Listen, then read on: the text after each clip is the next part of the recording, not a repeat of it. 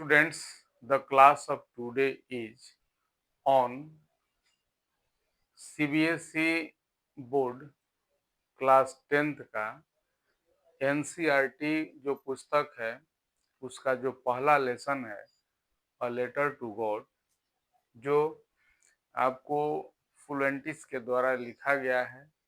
आज उसके हम लोग ओरल कॉम्प्रिहेंशन चेक क्वेश्चन पर हम डिस्कस करेंगे, उसके बारे में बताएंगे, क्योंकि सीबीएसई बोर्ड 10वीं की परीक्षा भी फरवरी में होने जा रही है, जिसके लिए बहुत ही उपयोगी ये क्वेश्चन आंसर होगा। तो स्टूडेंट्स, आप लोग ध्यान से सुनेंगे। एक एक क्वेश्चन, 4 क्वेश्चन है जो ओरल कॉम्प्रिहेंशन चेक में है, जो आपको मैं बताने जा रहा हूँ। ये बहुत ही इंपॉर्टेंट क्वेश्चन है, ठीक है ना। क्वेश्चन है, पहला क्वेश्चन है, what did Lencho hope for. Lencho किस उस उम्मीद किस चीज की उम्मीद करता है? तो आंसर क्या होगा? आंसर यह होगा कि Lencho hoped for the good harvest. वो अपने अच्छे फसल की आशा करता, उम्मीद करता है कि the labour I had done and worked for the good harvest that will be completely good for our labour.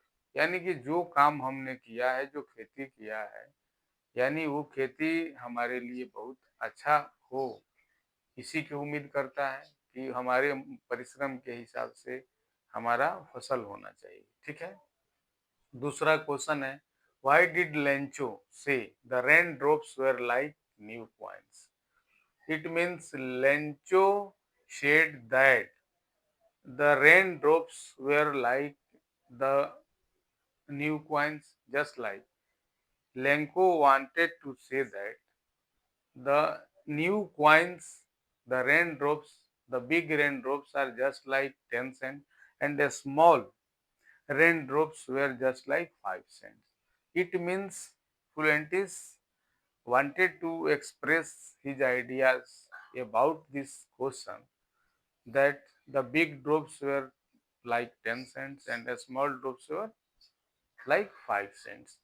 तो ये बताना चाह रहे हैं, ये लेंचो ये कहना चाह रहा है कि ये रेन ड्रॉप्स जो है वो नए सिक्के की तरह क्यों है, क्योंकि जब बारिश हो नहीं रही थी, इसके फसल एकदम नष्ट होने वाले थे, लेकिन जब वो बारिश के बूंद पड़ने लगे तो बड़े बूंद को इन्होंने कहा कि ये 10 सेंट के बराबर है। सेंट माने लगाने वाला सेंट नहीं, सेंट वहां की करेंसी है। और छोटा जो बूंद है बारिश के, ये 5 सेंट के जैसा है, ठीक है ना। तो ये दूसरा क्वेश्चन क्लियर हो गया। तीसरा क्वेश्चन है, हाउ डिड रेन चेंज। ये वर्षा कैसे परिवर्तित हो गया, जो बारिश न बन के ओलावृष्टि कैसे हो गया।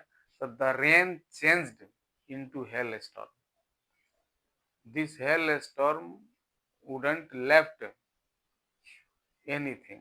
इट मीन्स कि ये बारिश जो है ये ओलावृष्टि में परिवर्तित हो गया, और ये ओलावृष्टि एकदम बिल्कुल फसल को नष्ट कर दिया।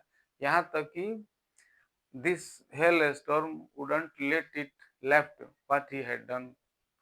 यानी कि वो लोकटस जो कीड़े थे वो भी कुछ छोड़ जाते, जो ओलावृष्टि थोड़ा भी नहीं छोड़ पाया। जो इन्होंने फसल जिस उम्मीद के साथ लगाया था कि ये फसल होगा तो हमारे परिवार के लोग खाएंगे, हम अपनी प्राण की रक्षा कर पाएंगे उस अन्न से, ठीक है ना।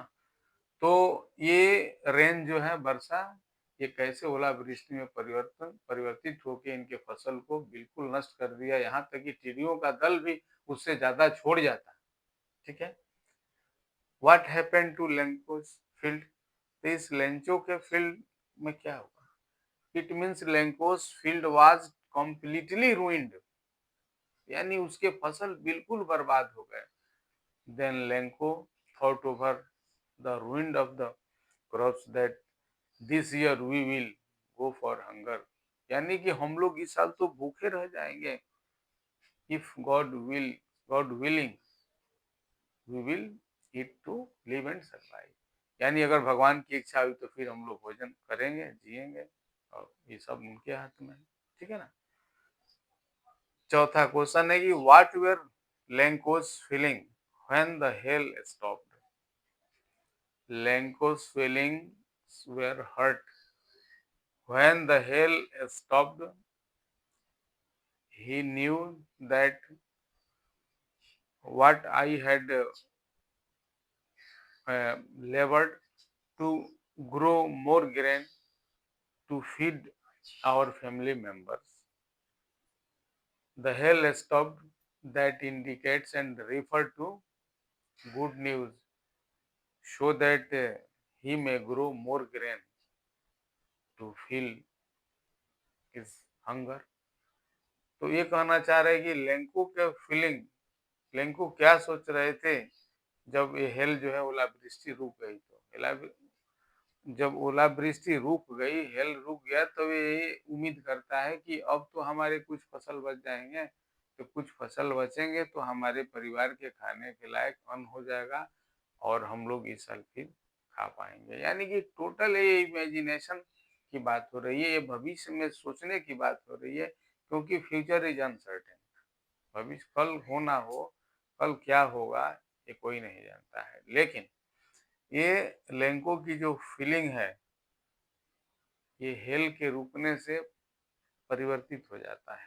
अब लग रहा है कि रुक गया तो कुछ न कुछ बच जाएगा, something is left to eat me and to provide food for my family members. Students, आपने 4 प्रश्नों को ठीक से देखा, समझा, और इसको बार बार आप रिवीजन कीजिएगा, सुनिएगा, ताकि परीक्षा आने वाली है आप इसको अच्छा से अच्छा लिख सकेंगे व्यवस्थित तरीके से, और परीक्षा में अंक अधिक से अधिक आप ला सकेंगे।